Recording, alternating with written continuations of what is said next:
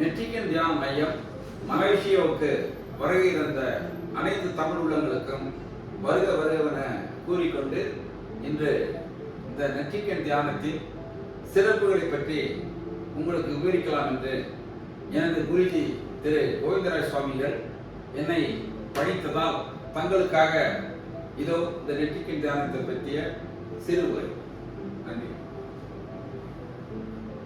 முதல்ல தியானம்னா என்ன அப்படின்றத நம்ம பல பேருக்கு எதுக்காக தியானம் செய்யணும், ஏன்னா தியானம் அவசியமா, தியானம் செய்ததுனால நமக்கு என்னென்ன ஆக போகுது, தியானம் செய்யாதவங்கெல்லாம் ஏன் இந்த உலகத்துல வாழலையா, தியானம் செய்யறவங்க மட்டும் தான் வாழ்றாங்களா, நம்ம தான் ஏற்கனவே கடவுள்லாம் நம்ம மதங்கள் மூலமா கும்பிட்டு இருக்கிறோங்க, அப்புறம் எதுக்கு தனியா நமக்கு தியானம் அப்படின்னு சொல்லி நம்மளுக்குள்ள பலவாறு கேள்விகள் எழலாம். இந்த தியானம் செய்யறதுனால என்ன, தியானம் செய்யாததுனால என்ன, தியானம் செய்யறவங்க மட்டும்தான் ஞானம் அடைகிறாங்களா, தியானம் செய்யாதவங்க இந்த உலகத்துல வாழ்றதுக்கு தகுதியாற்றவங்களா அப்படின்ற மாதிரி எல்லாம் பல கேள்விகளுக்கு நமக்கு விடை கிடைக்குதுன்னா அதுக்கு ஒரே இடம் எதுன்னு கேட்டீங்கன்னா இந்த நெற்றிக்கன் தியான மையம். இப்போ இந்த நெற்றிக்கன் தியான மையத்தை பத்தி உங்களுக்கு ஒரு சிறு சிற்றுரை ஆற்றலாம் என்று இருக்கிறேன். அலைவாய் மனதை அடக்கும் அங்குசம் நெற்றிக்கன் தியானம். மனசு பாத்தீங்கன்னா அலை பாஞ்சிக்கிட்டே இருக்கும். மனசு ஒரு இடத்துல நிக்காது, அது அனைவருக்கு தெரிந்ததுதான். சரி, மனசு அப்படின்றது என்ன அப்படின்னா ஒரு சிறிய விளக்கம். மனிதனுக்கு பாத்தீங்கன்னா 6 அறிவு இருக்குதுன்னு சொல்லி சொல்றாங்க. மற்ற விலங்குகளுக்கெல்லாம் 5 அறிவு அப்படின்ற மாதிரி சொல்றாங்க. ஆனா மனிதனுக்கு ஏன் 6 அறிவு அப்படின்னு பார்த்தாக்க மை, வாய், கண், மூக்கு, செவி, அதாவது தொடு உணர்ச்சி தோல், பார்வை உணர்ச்சி கண், கேள்வி உணர்ச்சி காது அப்படின்ற மாதிரி நம்ம வரிசையை அடிக்கிட்டு போனோம்னா 5 உணர்வுகளை தான் சொல்றாங்க. 6வதா எதை சொல்றாங்கன்னா மனம்.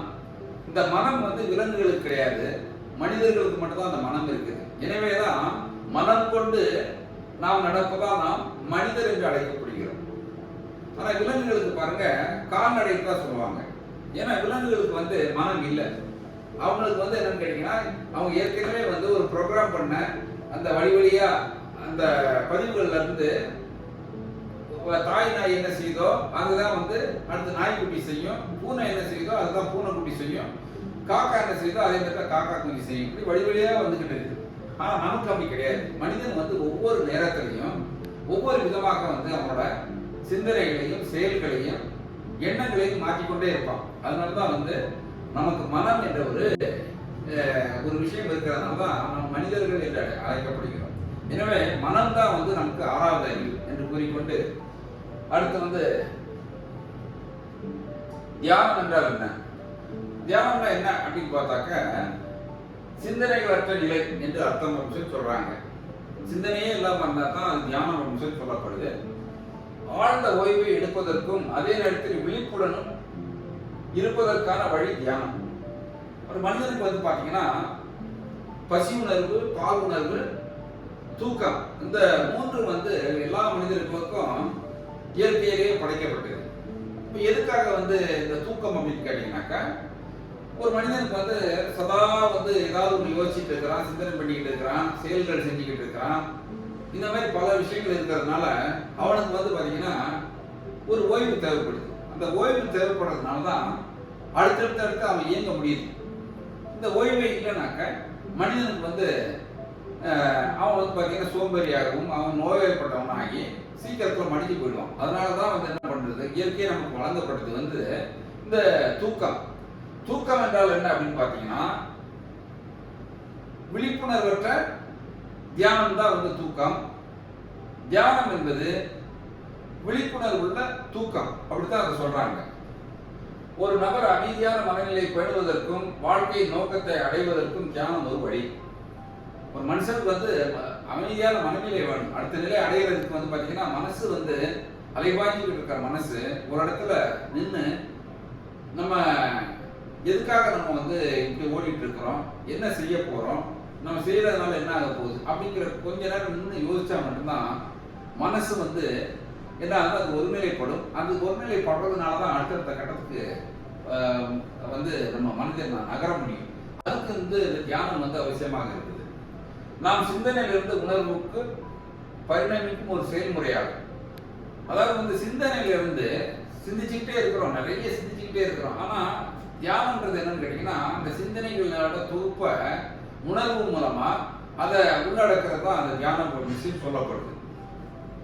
விழிப்போடு இருக்கும் தூக்கம். நான் ஏற்கனவே சொன்ன மாதிரி தியானம் என்பது விழிப்புடன் இருக்கக்கூடிய தூக்கம். இப்போ தூக்கத்துக்கும் இந்த தியானத்துக்கும் என்ன வித்தியாசம்னா, இந்த தூக்கம் வந்து தியானம் சொன்னா அந்த தூக்கத்தினால வந்து பார்த்தீங்கன்னா நமக்கு வந்து ஓய்வு கிடைக்குது, ஆனால் புது சிந்தனைகள் கிடைக்குது, ஆனால் கிடைக்காது. ஆனால் தியானத்தில் அப்படி கிடையாது. தியானம் என்பது மனதுக்கும் உடலுக்கும் ஓய்வு கொடுத்தாலும் கூட நம்ம மனதையும் அந்த மனத்தின் மூலமாக இயங்கக்கூடிய உடலையும் அடுத்த கட்டத்துக்கு நகர்த்துறது வந்து தியானம் என்று சொல்லப்படுது. தியானம் வந்து ஏன்? மனதை அமைதிப்படுத்தவும், சுவாசத்தில் கவனம் செலுத்தவும், மிகவும் தளர்வான மற்றும் ஓய்வெடுக்கும் மனநிலையை ஏற்படுத்தவும், சுய உணர்வு மற்றும் மனோதத்துவ விழிப்புணர்வை பெறவும், நேர்மறை சிந்தனைகளை வளர்க்கவும், வாழ்க்கையை சுகமாக்கிக் கொள்ளவும், சரியான தளத்தில் வாழ்க்கையை பயணிக்க செய்யவும் வந்து தியானம் வந்து அவசியம் அப்படின்னு சொல்றாங்க.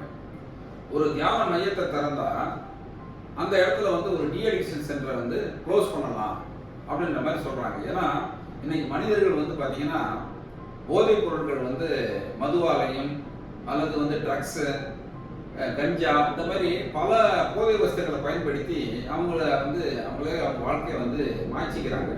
அப்படி இருக்கிற நேரங்களில் இந்த தியானம் என்பது வந்து பார்த்தீங்கன்னா எவ்வளவு ஒரு மனிதனை வந்து தூய்மைப்படுத்தி அவனுக்கு ஒரு சுய சிந்தனை ஏற்படுத்தி அடுத்த கட்ட நகர்வுக்கு நகர வைக்கிறதுக்கு இந்த தியானம் வந்து முழுக்க எவ்வளவு தூரத்துக்கு அது பயன்படுது அப்படின்றது இந்த தியானம் மூலமா தெரியலாம். மனதை அமைதிப்படுத்த, மனசு வந்து எப்போ அமைதிப்படும் அப்படின்னு பார்த்தீங்கன்னாக்க, மனசை வந்து எப்போ நம்ம வந்து ஒரு இடத்துல அமைதியாக உட்கார்ந்து ஓய்வு எடுத்து நம்மளோட மூச்சை கவனிச்சு மனசை வந்து அலைபாய விடாம நம்ம வந்து அப்படியே கொஞ்சம் கொஞ்சமா ஒரு 20 நிமிஷம் இருந்தால் தான் மனசு வந்து ஒடுங்கி ஒரு நிலைக்கு வரும். அப்போதான் மனசே அமைதிப்படும். அப்போ அதுக்கு வந்து ஒரு குறிப்பிட்ட நேரம் வந்து கொடுக்கணும். அப்படின்னா அந்த மனசு வந்து அமைதிப்படும் அப்படின்னு சொல்லி சொல்லப்படுது. சுவாசத்தில் கவனம் செலுத்தணும் அப்படின்னு சொல்லி சொல்றாங்க. ஆனாபானா தியானம் அப்படின்னு எல்லாம் வந்து புத்தரோட தியானம் இருக்குது. சுவாசத்துல கவனம் செலுத்தணும் அப்படின்னு சொல்லி சொல்லப்படுது. அதே மாதிரி வாசி யோகம் வந்து பாத்தீங்கன்னா அதுவும் சுவாசத்துல கவனம் செலுத்தணும்னு சொல்லி சொல்லுது. மிகவும் தளர்வான மற்றும் ஓய்வெடுக்கும் மனநிலையை ஏற்படுத்த, மைண்ட் வந்து பாத்தீங்கன்னா நமக்கு வந்து ஓய்வு வந்து தூக்கத்துல ஓய்வு கிடைச்சா கூட அந்த தூக்கத்துல வந்து விழிப்புணர்வு கிடைக்க போறது இல்லை, ஒரு உள்ளுணர்வு கிடைக்காது. ஆனா வந்து இந்த தியானத்துல மட்டும்தான் பாத்தீங்கன்னா மனசு வந்து ஒரு தளர்வான நிலைக்கு போய் நல்ல ஒரு முழு ஓய்வு எடுக்கிறதுக்கு உண்டான சூழல் அமையிறது வந்து பாத்தீங்கன்னா இந்த தியானத்துல தான். சுய உணர்வு மற்றும் மனோதத்துவ விழிப்புணர்வை பெற, சுய உணர்வு எல்லா தியானங்களும் என்ன சொல்லப்படுதுன்னா தன்னைத்தானே அறிதல் அப்படின்னு தான் சொல்லப்படுது. இந்த தன்னைத்தானே அறிதல் தான் ஞானம் அடைதலுக்கான வழி அப்படின்னு சொல்லி சொல்லப்படுது. அப்போ எந்த ஒரு மனிதனும் வந்து பார்த்தீங்கன்னா தன்னைத்தானே அறியாம வந்து அவன் மரணிக்கிறான்னா அவன் பிறவி என்னும் பெருங்கடலை நீந்தல் அப்படின்னு தான் சொல்ல முடியும். அதைத்தான் வந்து இந்த தியானம் சொல்லுது. நேர்மறை சிந்தனைகளை வளர்க்க, மனிதனுக்கு என்னன்னு கேட்டீங்கன்னா எல்லாமே எதிர்மறை சிந்தனைகளாக தான் இருக்கும். எல்லாருக்கும் நெகட்டிவ் தாட்ஸ் இருக்கும். நம்ம போகிறோமே அந்த காரியம் ஆகுமா, இந்த வண்டியில் போகிறோமே வண்டி போய் எங்கேயாவது இடிச்சிருமா, இன்னைக்கு வந்து மழை வந்துடுமா, இன்னைக்கு வந்து பார்த்தீங்கன்னா பூகம்பம் வந்துடுமா, அந்த மாதிரி ஒரு சில பேருக்கு பார்த்தீங்கன்னா நிறைய ஃபோபியாக்கள் இருக்கும். அந்த மாதிரி நெகட்டிவ் தாட்ஸு, நிறைய எதிர்மறை எண்ணங்கள் எல்லாம் வந்து நிறைஞ்சிருக்கும் மனுஷனுக்கு. அப்போ அதெல்லாம் வந்து எப்படி வந்து நேர்மறை எண்ணங்களாக மாற்றுறதுன்னா அதுக்கு முதல் கருவி பார்த்தீங்கன்னா தியானம் தான். வாழ்க்கையை சுகமாக்கி கொள்ள, இந்த தியானம் இருந்தால் தான் வந்து வாழ்க்கையை வந்து சுகமாக்கி கொள்ள முடியும். பார்த்தீங்கன்னா எல்லாரும் வந்து போதை நோக்கி மது மாது அப்படின்ற மாதிரி வந்து நிறைய போதைகளில் வந்து ஈடுபட்டு இருக்கிறாங்க. அதெல்லாம் வந்து ஒரு ஒரு டெம்பரரி சொல்யூஷன் தான். அவன் நிரந்தரமாக வந்து மனிதன் வந்து அவன் வந்து ஒரு அவனோட நலத்தையும் அவனோட எதிர்காலத்தையும் தகவல் வச்சுக்கணுனாக்க அதுக்கு இந்த தியானம் தான் வந்து முழுக்க ஒரு கருவியாக இருக்கும். அதுதான் வந்து இந்த நேர்மறை சிந்தனைகளை வளர்க்கும். சரியான தளத்தில் வாழ்க்கையை பயணிக்க செய்யும். போகக்கூடிய வாழ்க்கை வந்து பார்த்தீங்கன்னா நம்ம வந்து வாழ்க்கையில் வந்து எதுக்கு பிறந்தோம், என்ன செஞ்சுக்கிட்டு இருக்கோம், எதிர்காலத்தில் என்ன செய்ய போறோன்ற ஒரு சுய சிந்தனையை வந்து வளர்க்கறதுக்கு வந்து இந்த தியானம் வந்து பெருவாரியாக உதவி செய்யும். தியானத்தின் பயன்கள் அல்லது பலன்கள், இது வந்து படைப்பாற்றல் அதிகரிக்கிறது. கிரியேட்டிவிட்டி வந்து பார்த்தீங்கன்னா அந்த தியானத்தின் மூலமா கிரியேட்டிவிட்டி அதிகரிக்குது. எப்படின்னாக்க சயின்டிஸ்டுகளே வந்து பார்த்தீங்கன்னாக்க அவங்களோட மூளை, அதாவது வந்து ஐசக் நியூட்டன், இந்த மாதிரி பெரிய பெரிய சயின்டிஸ்ட் தாமஸ் ஆல்வா எடிசன், இவங்கெல்லாம் வந்து அவங்களோட மூளையை வந்து 8% தான் பயன்படுத்திருக்கிறதா சொல்றாங்க. 8% பயன்படுத்துறவங்களே வந்து அறிவியல் ரீதியாக வந்து இவ்வளவு விஷயங்கள் அவங்க கண்டுபிடிக்கும் போது இந்த தியானத்தின் மூலமா பார்த்தீங்கன்னா 85% ஒரு மனிதனுக்கு வந்து மூளையை வந்து பயன்படுத்துன்னு சொல்லி சொல்றாங்க. அப்ப எந்த மாதிரியான படைப்பாற்றல் நமக்கு இந்த தியானம் செய்யறவங்களுக்கு அதிகரிக்கும்னு சொல்லி நம்ம பார்க்கலாம். பதட்டம் குறைகிறது. மனிதனுக்கு வந்து பார்த்தீங்கன்னா ஒரு வேலை செய்யறதுக்கு முன்னாடி படபடப்பும் பதட்டம் வந்துகிட்டே இருக்கு. ஏன்னு கேட்டீங்கன்னா அவனுக்கு நிதானம் இல்லை, அவன் மேலேயே அவனுக்கு நம்பிக்கை இல்லாதனால தான் அந்த மாதிரி பதட்டமும் வந்து படபடப்பும் வருது. அப்போ அந்த பதட்டம் படபடப்பெல்லாம் குறைக்கிறதுக்கு வந்து பார்த்தீங்கன்னா அந்த தியானம் வந்து உதவுது. மன தெளிவு கிடைத்து மன அமைதி பெறுகிறது. மனசுல வந்து ஒரு கிளாரிட்டி கிடைச்சது. மனசுல கிளாரிட்டி கிடைச்சினாலே மனசுல வந்து அமைதி ஆட்டோமேட்டிக்காக வந்துடும். உள்ளுணர்வு கூடுகிறது. உள்ளுணர்வுன்றது வந்து இன்ட்யூஷன், நமக்கு என்ன நடக்க போகுது அப்படிங்கிறது வந்து நமக்கு முன்னாடியே தெரிய வந்தது. அது நல்லதா இருந்தாலும் சரி, கெட்டதா இருந்தாலும் சரி. அப்போ அந்த உள்ளுணர்வை அதிகரிக்கிறதுக்கு இந்த தியானம் வந்து பேருதவி செய்யுது. அடுத்து வந்து பிரச்சனைகள் சிறிதாக தெரிகின்றன. பெரிய பெரிய பிரச்சனைகள்லாம் வந்து பார்த்தீங்கன்னா இந்த தியானம் செஞ்சிட்டோம்னா எல்லாமே நம்மளால கையாள முடியும். நம்மளோட கண்ட்ரோலில் தான் வந்து அந்த பிரச்சனைகள் இருக்கும். பிரச்சனைகள் கண்ட்ரோலில் நம்ம இல்லை அப்படின்ற ஒரு தெளிவை கொடுக்குறது இந்த தியானம். அடுத்து வந்து பார்த்தீங்கன்னா உடலையும் மனதையும் ஆரோக்கியமாக வைக்க உதவுகிறது. அதாவது வந்து பார்த்தீங்கன்னா சவுண்ட் மைண்ட் இங்கே சவுண்ட் பாடி அப்படின்னு சொல்லி சொல்கிறாங்க. எல்லா மனிதனுக்கும் வந்து பார்த்தீங்கன்னா மனசு தான் முக்கியமாக இருக்குது. மனசு சோர்வாயிடுச்சுன்னா உடலும் சோர்வாயிடுது. அப்போ மனசையும் உடலையும் சோர்வாக உடலையும் வந்து தெம்பா வச்சுக்கிறதுக்கு அது இந்த தியானம் வந்து உதவி செய்யுது. தன்னம்பிக்கையை வளர்க்குறது. தன்னம்பிக்கை வந்து பார்த்தீங்கன்னா தன்னம்பிக்கைன்றது வந்து வெளியேருந்து ஒருத்தருக்கு கொடுக்கறது இல்லை. தன்னம்பிக்கை வந்து தானே வளர்த்துக்கிறது தான் தன்னம்பிக்கை. நம்ம வந்து வேற வேற விஷயங்கள் மூலமா நம்ம நம்பிக்கைகளை வச்சிருந்தாலும் கூட தன்னம்பிக்கை எந்த அளவுக்கு வளர்ந்துருக்குதுன்னு பார்த்தீங்கன்னாக்கா இந்த தியானத்தின் மூலமாக தான் தன்னம்பிக்கை வெகுவாரியாக அதிகரிக்குது. தியானத்தின் வகைகள். தியானம் வந்து பார்த்தீங்கன்னா ஆழ்நிலை தியானம், விபாசனா தியானம், ஆர்த்த தியானம், தர்ம தியானம், சுக்கில தியானம், குண்டலினி தியானம், நெட்டிகன் தியானம் அப்படின்னு சொல்லி இத்தனை வகைகளான தியானங்கள் வந்து இருக்குது. நிறைய மக்கள் ஒவ்வொரு தியானத்திலையும் வந்து தன்னைத்தானே ஆராய்ச்சி பண்ணிட்டு இருக்கிறாங்க. சரி, இவ்வளவு தியானம் இருக்குதே, அப்புறம் என்ன நெட்டிகன் தியானம் அப்படின்னு நீங்க கேட்கலாம். இந்த நெட்டிகன் தியானம் என்னன்னு கேட்டீங்கன்னா தியானத்திற்கெல்லாம் தியானம். அதாவது தியானத்தின் தியானம் வந்து நெற்றிக்கண் தியானம். ஏன்னா இதைத்தான் வந்து திருமூலர் சொல்லியிருக்கிறாரு. இன்னும் பல மகான்கள், முனிவர்கள், யோகிகள் எல்லாமே வந்து பார்த்தீங்கன்னா இந்த நெற்றிக்கண் தியானத்தை தான் வந்து பெருவாரியாக சொல்லியிருக்காங்க. நெற்றிக்கண் தியானம்னா என்ன அப்படின்னாக்க நெற்றிக்கண் தியானம் வந்து நெற்றிக்கண் முதல்ல எங்க இருக்குதுன்னு பார்த்தீங்கன்னா இரு புருவ மத்தியில் இருக்குது. எல்லா மதங்களும் குறியீடாக கொண்டு சேரும் ஒரே இடம் நெற்றிக்கண் தியானம். நீங்க பார்த்தீங்கன்னா வந்து இந்துல வந்து பார்த்தீங்கன்னா கும்பிடுறாங்க, இப்படி கும்பிடுறாங்க இல்லைங்களா? அது வந்து பார்த்தீங்கன்னா நம்ம நெற்றியை நோக்கி போகுது. பிதாசுதன் பரிசுத்தாவி பேராலே ஆமீன் அப்படின்றாங்க, அதுவும் நெற்றிக்கு தான் போகுது. அப்புறம் வந்து முஸ்லீம்ல பார்த்தீங்கன்னா மண்டியிட்டு வந்து நெத்தியை தான் வந்து கீழே வணங்க வைக்கிறாங்க. அப்போ எல்லா மதங்களுக்கும் வந்து எங்க குறியீடா இருக்குன்னா நெற்றிக்கண் தியானம் தான் குறியீடா இருக்கு. இதுல என்னன்னாக்க ஏன் மதங்கள் வந்து குறியீடா வச்சிருக்காங்க அப்படின்னு பார்த்தீங்கன்னா மனிதன் வந்து தன்னோட சூக்கும கருத்துக்களை ஸ்தூல வடிவில் கொடுக்கறதுக்காக, அதாவது வந்து இந்த தியானம்ன்றது வந்து பார்த்தீங்கன்னா இப்போ வந்து நீர், நெருப்பு, காற்று, ஆகாயம், இந்த மாதிரி நிறைய விஷயங்கள் இருக்குது இல்லைங்களா? இதெல்லாம் வந்து நம்ம இந்த கோயில்களுக்கு போனோம்னா அதை நான் முழுசா தெரிஞ்சுக்கலாம். அந்த பஞ்ச பூதங்களும் என்ன மாதிரியாக பயன்படுத்தப்படுதுன்னு பார்த்தீங்கன்னா முதல்ல வந்து பார்த்தீங்கன்னா தண்ணி தெளிப்பாங்க. நம்ம அங்கே போய் சாமி கூட போய் பார்த்தீங்கன்னா ஃபர்ஸ்ட் வந்து தண்ணி தெளிப்பாங்க. தண்ணி தெளிச்சா அது என்னது நீர். நீர் வந்து என்னது நம்மளை வந்து சாந்தப்படுத்தி அங்கே நிறுத்தி வைக்குது. அப்புறம் பாருங்க கற்பூரம் காட்டுவாங்க, நெருப்பு. அதுக்கப்புறம் பார்த்தீங்கன்னா மணி அடிப்பாங்க, ஒலி எழுப்புறது. இந்த மாதிரி வந்து பார்த்தீங்கன்னா அந்த ஐம்புலன்களுக்கும் வந்து முதல்ல வந்து அவங்க அறிவிப்பாங்க. அறிவிச்சு தான் அதுக்கப்புறம் வந்து பார்த்தீங்கன்னா அந்த சாமி கும்பிட்றதுக்கு போகணும். அப்போ எல்லா மதங்களும் வந்து என்னன்னு கேட்டீங்கன்னா இந்த பஞ்சபூதங்களையும் ஐம்புலன்களை அடக்கித்தான் வந்து இந்த மத கோட்பாடுகள்லாம் உருவாக்கி இருக்கிறாங்க. ஆனா அது என்னன்னா உருவ வடிவில் வெளிப்படுத்தினதுனால நம்ம என்ன பண்ணிவிட்டோம், உருவத்தை மட்டும் தான் வணங்கிட்டு இருக்கிறோமோ ஒழிய அந்த சூக்குமமா இருக்கிற தத்துவத்தை நம்ம விட்டுட்டோம். ஆனா தியானம் வந்து பாத்தீங்கன்னா அந்த சூக்குமமான தத்துவத்தை வந்து விளக்குறது தான் அந்த தியானம். நெற்றிக்கண் என்பது நேரடியான ஸ்தூலக்கண் அல்ல. எப்படி நமக்கு 2 வெளிகள் இயற்கையால் அளிக்கப்பட்டுள்ளதோ அதே போல இந்த உடலில் உள்ள ஒரு பகுதியாக, ஒரு உறுப்பாக அது இல்லை.